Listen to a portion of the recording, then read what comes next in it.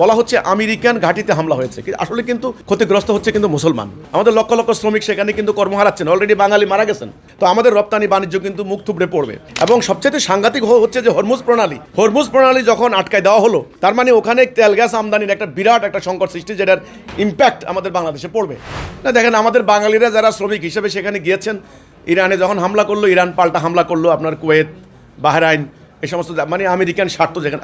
আসলে দেখেন, বলা হচ্ছে আমেরিকান ঘাঁটিতে হামলা হয়েছে, আসলে কিন্তু ক্ষতিগ্রস্ত হচ্ছে কিন্তু মুসলমান। আমেরিকার কিন্তু কিছুই হচ্ছে না। আমাদের লক্ষ লক্ষ শ্রমিক সেখানে কিন্তু কর্ম হারাচ্ছেন, অলরেডি বাঙালি মারা গেছেন কিন্তু অলরেডি। কাজে আমরা কিন্তু ক্ষতিগ্রস্ত। এবং কি কত বড় ক্ষতি আপনি চিন্তা করতে পারবেন না। ইরান কিন্তু গত বছর 25 সালে হিসাব আছে প্রায় $1 কোটি রপ্তানি করেছে। এবং পুরো আপনার ওমান, কাতার, এই যে গালফ কান্ট্রিগুলোতে, সেখানে কিন্তু আপনার কোটি কোটি ডলার কিন্তু রপ্তানি হচ্ছে। তো আমাদের রপ্তানি বাণিজ্য কিন্তু মুখ থুবড়ে পড়বে।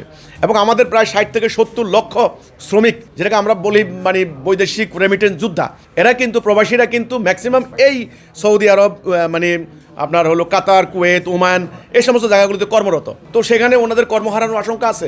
এবং সবচেয়ে সাংঘাতিক হচ্ছে যে হরমুজ প্রণালী যখন আটকায় দেওয়া হলো, তার মানে ওখানে তেল গ্যাস আমদানির একটা বিরাট একটা সংকট সৃষ্টি, যেটার ইম্প্যাক্ট আমাদের বাংলাদেশে পড়বে।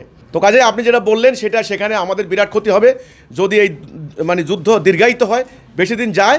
তবে আমাদের দেশের ইন্টারনাল বিরাট প্রবলেম সৃষ্টি হবে, দ্রব্যমূল্যের দাম বাড়বে এবং মানুষের মধ্যে মানে অসহিষ্ণুতা বৃদ্ধি পাবে।